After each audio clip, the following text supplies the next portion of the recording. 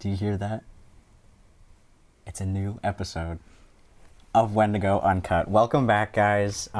We are on our fourth. Hey, Oliver, can I do this part of the intro?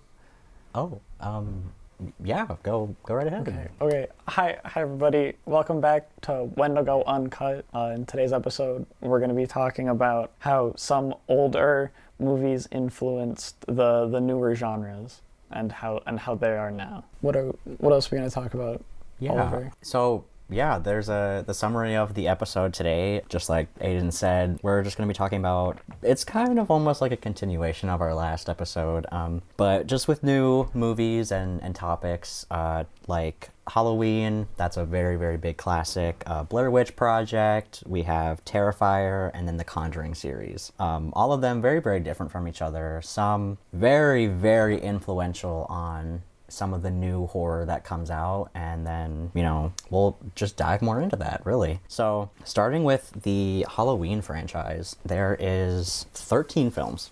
So...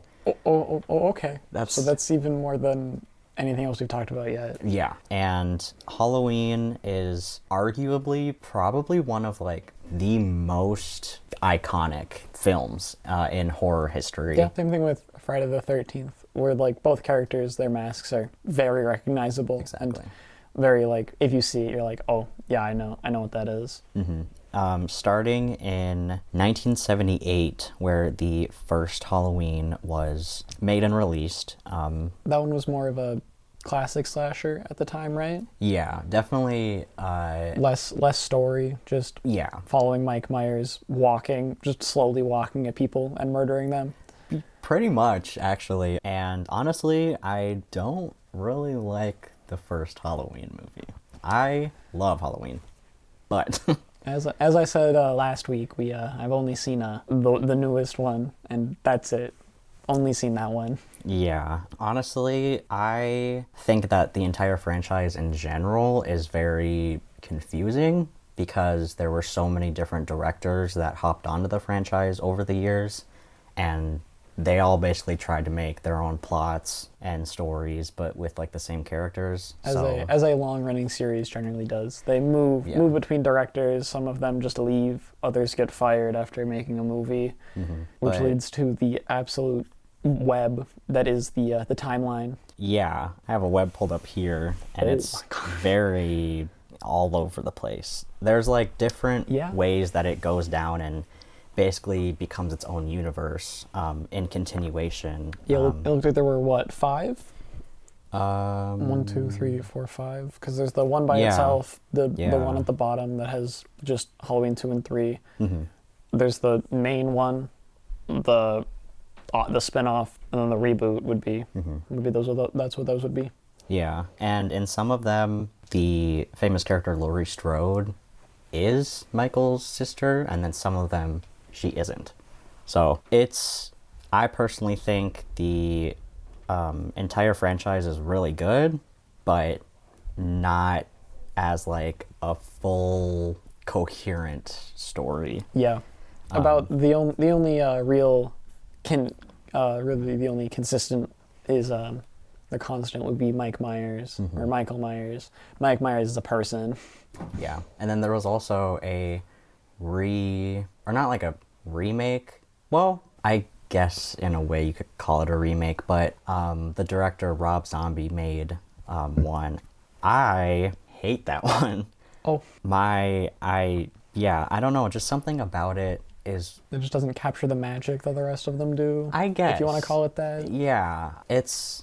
I can appreciate the story, and I can appreciate what it's supposed to look like and the outline, but the film itself, the execution wasn't as good. Yeah. You can see that there's story there, and it was well written, but it just didn't meet that when it got made. Yeah, and it's it's some people's favorite, but for me, I'm it just doesn't really capture what I think of when I think of the Halloween franchise. But that's me. I think this being so big and is a slasher originally, and I guess still it is still a slasher because Michael Myers still does kill a lot of people, but it's more about how they're trying to figure out how to stop him. Yeah.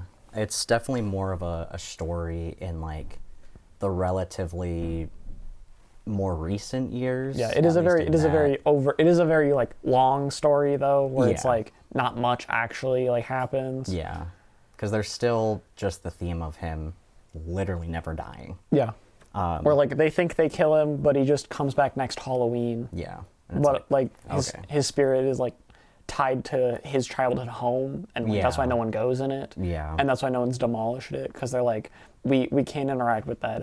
We're probably gonna die if we do that. Yeah, but I think that this franchise like really like just soaring off really for what horror is. Especially kind of how we have a lot of what are considered the classics in like the 1980s, 1970s to 70s to 90s. Yeah, and so like this really was a home run for American slashers. Because when did you say the first one came out? The first one came out in 1978. Okay, so around the time that the rest of them came out, like Friday the 13th and Texas Chainsaw Massacre. Yeah, and there is a video game. I didn't know that. Yeah, no, I don't. Yeah, I mean, like, what was it on? What does it say? I don't know, because there were the 13 films, but then there was also novels, comics, a video game, and then it just says other merchandise. Yeah, that sounds about right. I guess, but I don't... I know the video game wasn't like Friday the 13th or Texas Chainsaw Massacre, because I would have seen it then. Exactly. Oh, and there's also a documentary for all the films in general, just kind of talking. That's interesting. About it, which can be really interesting for like people who are really into the behind the scenes. I do love myself my behind the scenes videos. Yeah. They're very cool. Mm-hmm. You're like, oh, how'd they do that? And then they show you, and you're like, oh, it's great. Yeah, I'm kind of the same way. So for the box office, it was. We're talking about the original right now for the box office right now. The 2023. Oh, okay, so the newest one. Yeah. Okay. It said it was the highest grossing horror series in the United States at approximately 1.09 billion. Oh, so is this franchise? So is it the whole thing, or is it just the newest one that got that much in the box office? You know, I think it means like the franchise in general. Oh, it has the highest? Yeah, okay. Like has the highest from data in 2023, or like since 2023. Okay. I think that's what that means. Okay. That's pretty reasonable.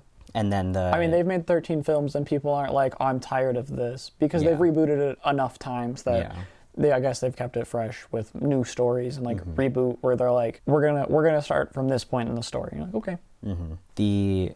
So the box office revenue on the first ever Halloween was 70 million.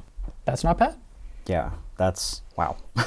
And then it only skyrocketed from there. Oh, actually, the 2009 Halloween 2 only got 39 million. So I guess people don't always like their sequels.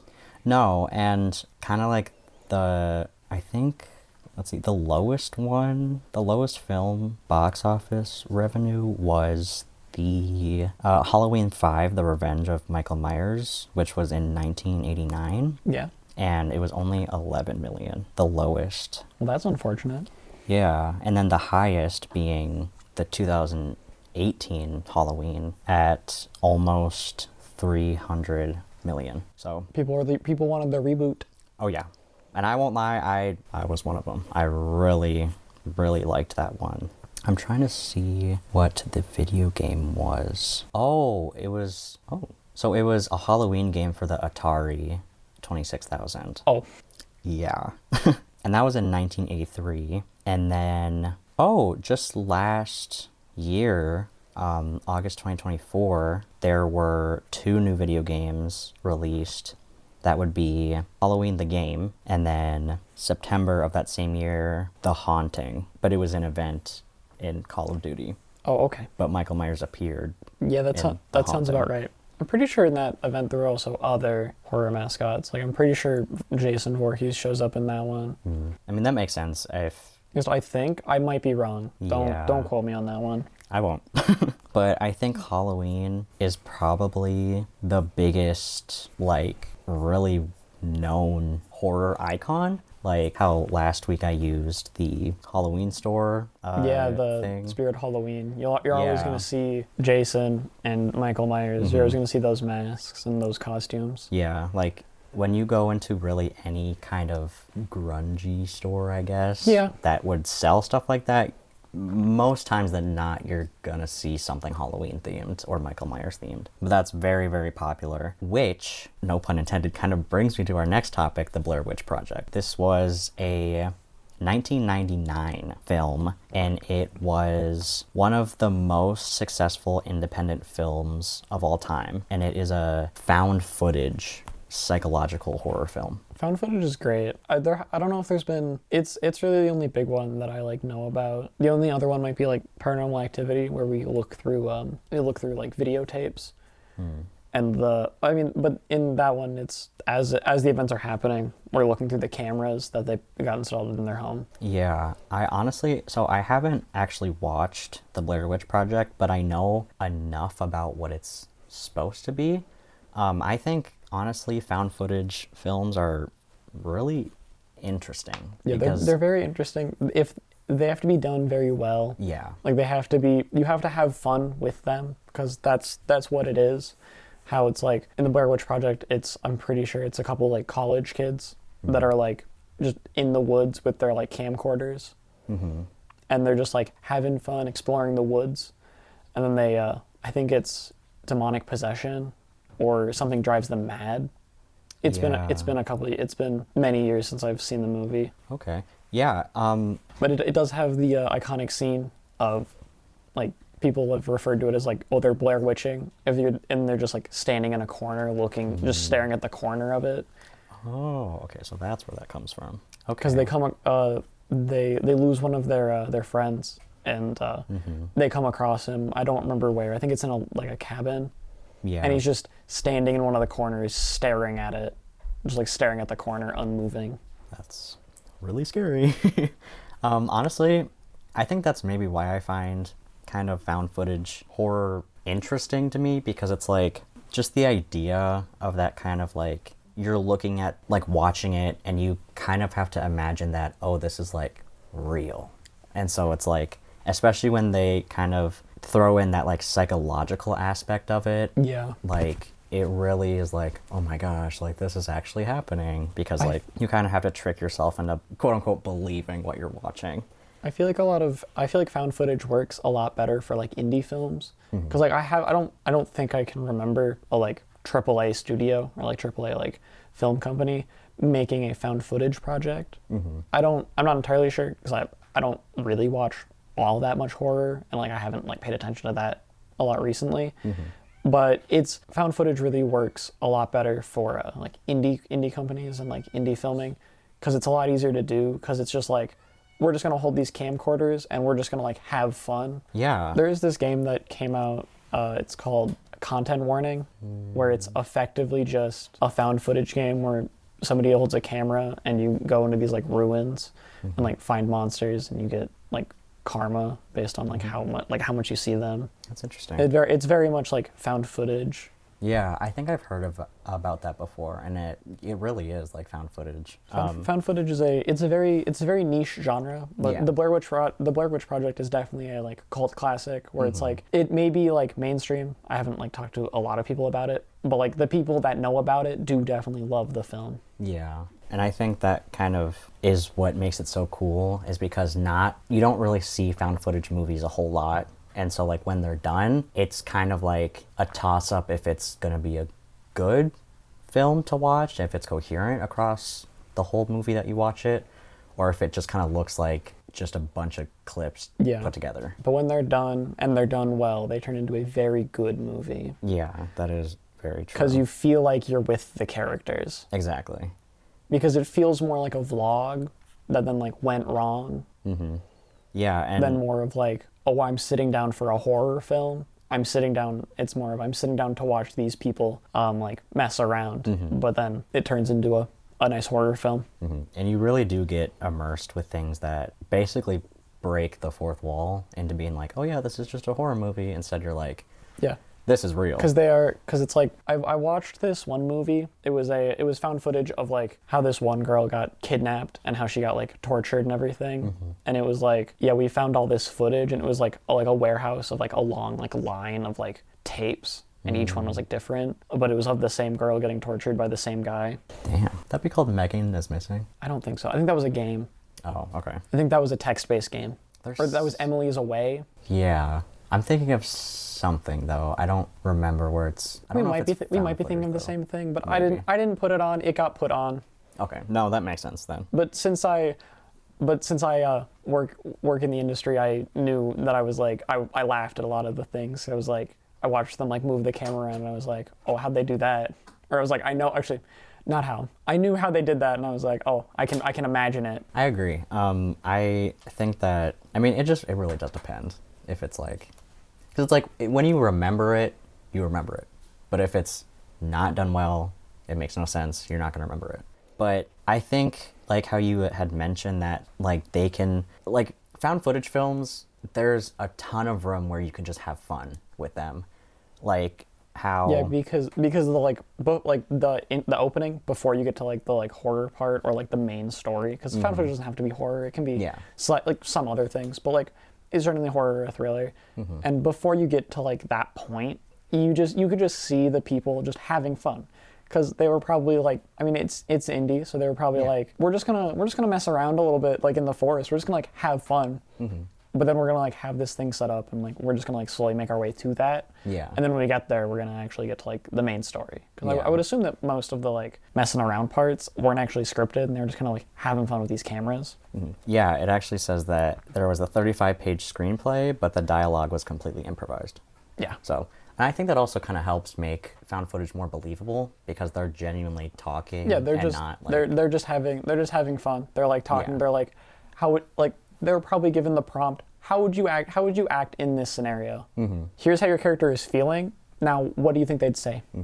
And it honestly makes it a lot more believable than just listening to someone. Than like a curated story, or like with like dialogue that's been like read multiple like a bunch of times. Yeah, but I mean, I think that even though found footage it didn't really become like a very picked up trend among like. It's not super popular, but when it's done, like the ones that you hear about are done very well.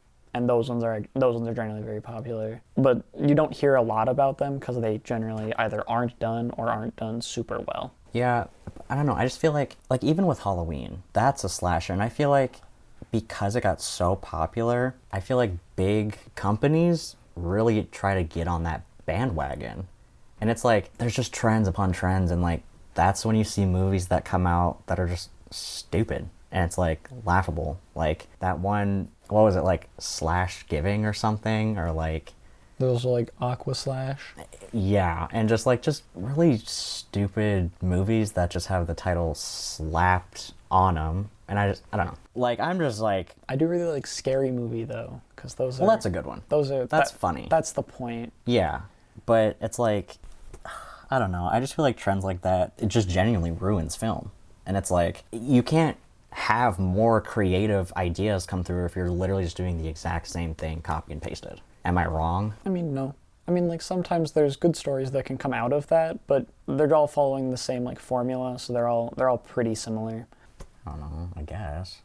Like there could be a good story, but it's masked behind like, oh, it's a slasher film. I guess I didn't think about it that way. Whatever. Well, then I guess we should talk about the very kind of brand new.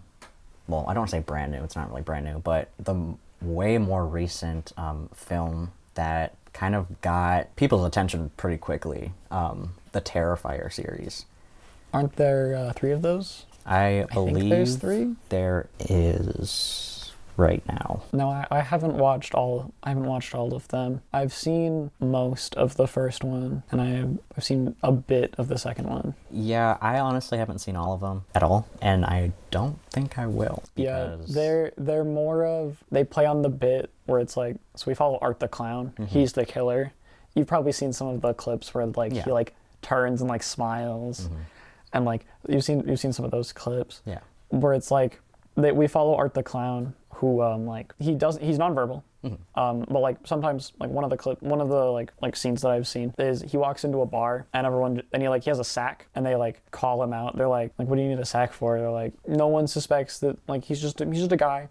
Just a guy who walked in a bar who just like looks weird. They pick on him. And then he just kind of like kills them. It's the Terrifier series is more of like classic horror where it's like classic with like new where it's like he just kills a lot of people, but like in very gruesome and like very like unique ways. And I feel like that's kind of why I don't really want to watch it, because like how I had mentioned whenever before, I really don't like super realistic gore, and I know that Terrifier is like crazy gory, and that's just not my kind of and considering we follow a non-verbal killer, it's just there's not much story. It's just a lot of just like killing and gore. I feel like it's definitely a franchise for people who really like that shock value, because I feel like from what I've heard and like clips I've seen, I feel like that's all the Terrifier series really is just in your face shock value, blood and gore. I don't know about the first and the second one, but I'm pretty sure the third one, I saw a bunch of like photos online of like movie theaters like warning guests about Terrifier 3 and how graphic it is. Yeah, I've seen people be like, yeah, the Terrifier 3 is definitely the worst offender. Yeah, for like the gore in that franchise. So I will not be watching any of them. That's very fair. Like some of the clips and like the memes that pop up are great, but it's like the originals for like Halloween and like the original like Friday the 13th and Texas Chainsaw Massacre, where they're just gore fests. Yeah. But this time it's like Art the Clown is kind of funny, so.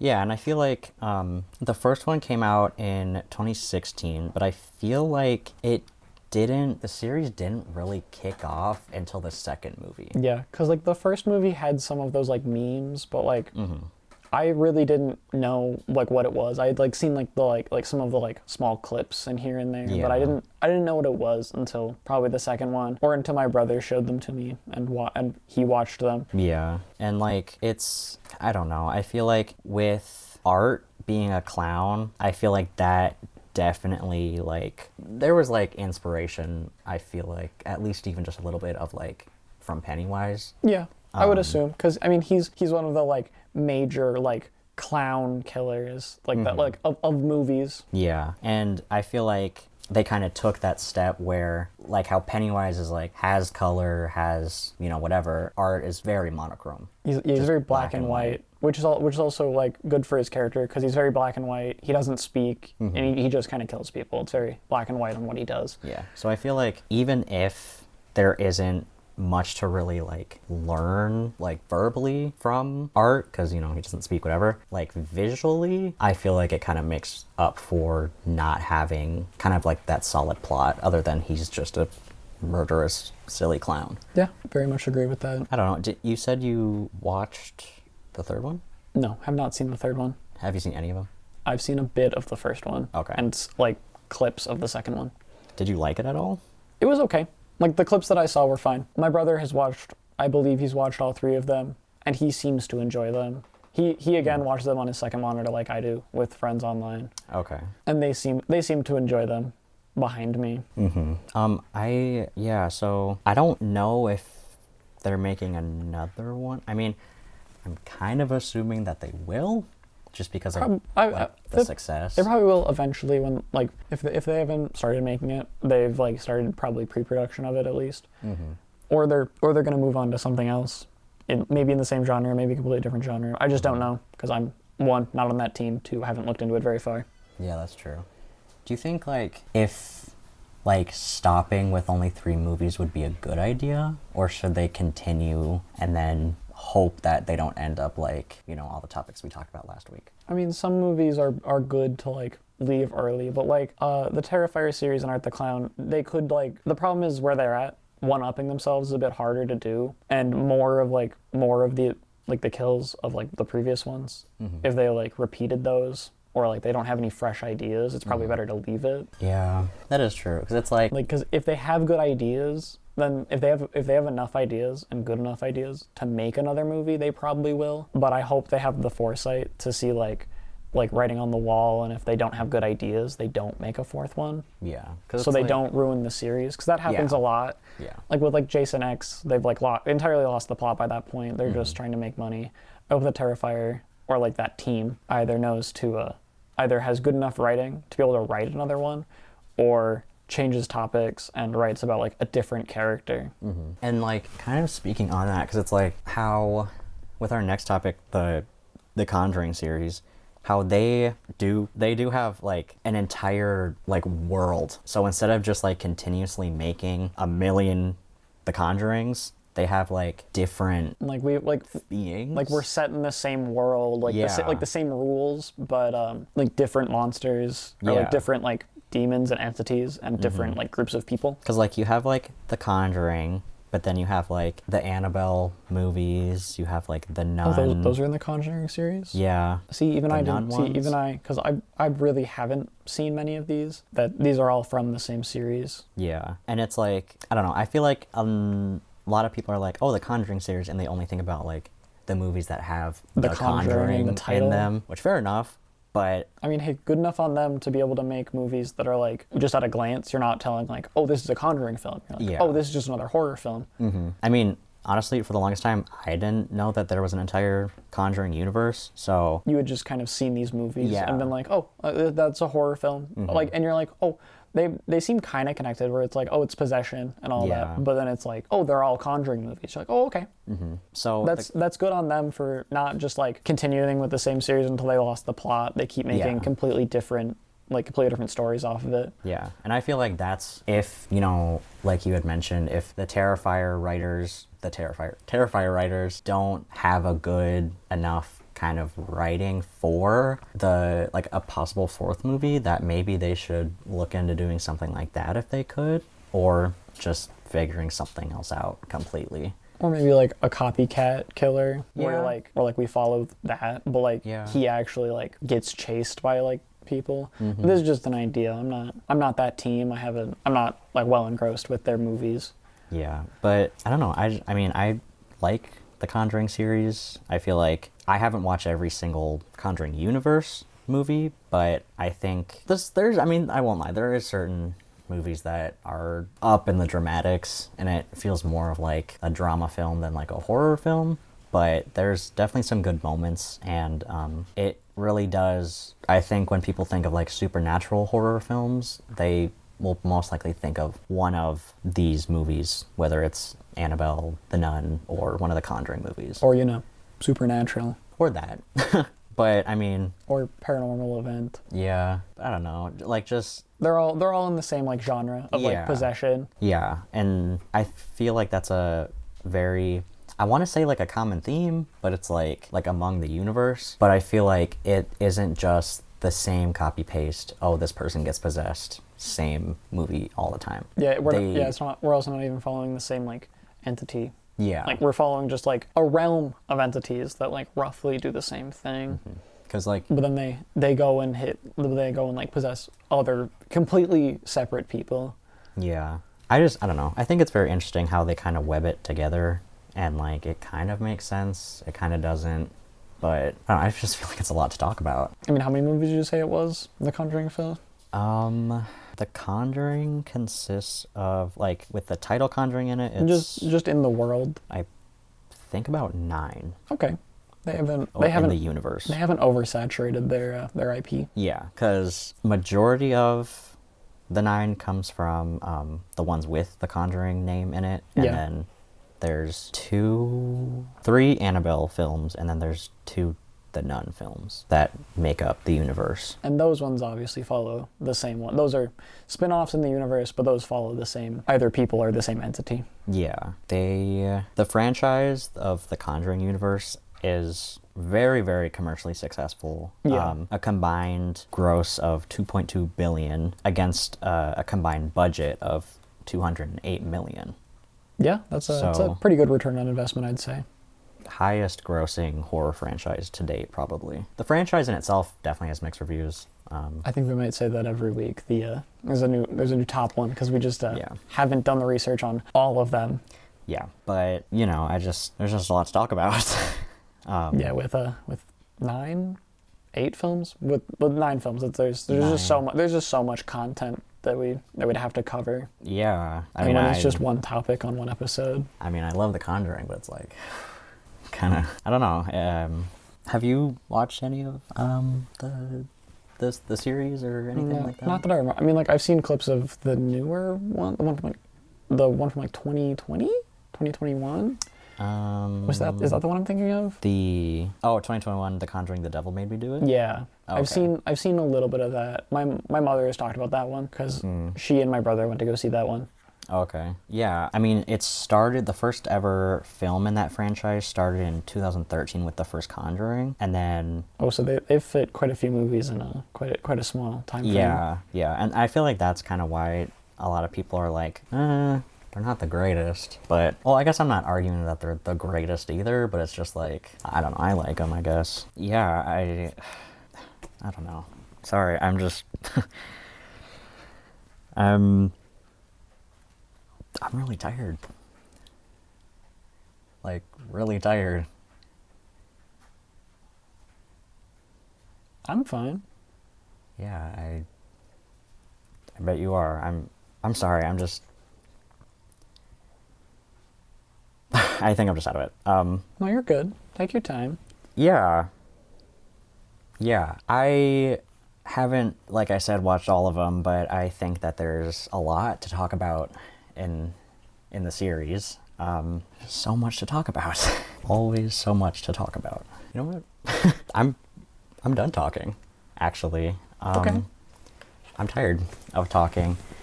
I'm tired of talking. I've been talking for so long, and I've been here for God knows how long, for like weeks. What? I mean, you don't even know what I'm talking about. I've been here for how long now, and you guys have told me nothing.